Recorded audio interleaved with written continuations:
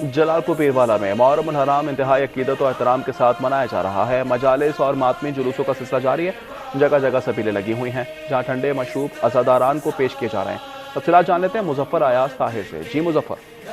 ملک بھر کی طرح جلال پور پیروالا میں بھی محرم الحرام انتہائی عقیدت و احترام سے بنایا جا رہا ہے۔ اگر سبیلوں کی بات کریں تو جلال پور پیروالا میں مختلف جگہوں پر سبیلیں لگی ہوئی ہیں۔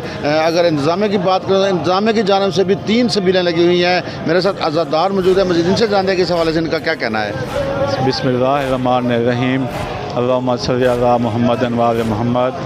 ہم گورنمنٹ پنجاب کا شکریہ ادا کرتے ہیں کہ انہوں نے تحصیل جلال پور میں شہر سٹی میں 3 جگہوں پہ انہوں نے سبیلیں لگائی ہیں، ایک غریب شاہ کرندہ دربار پیر قطار اور ملا خاجگان میں۔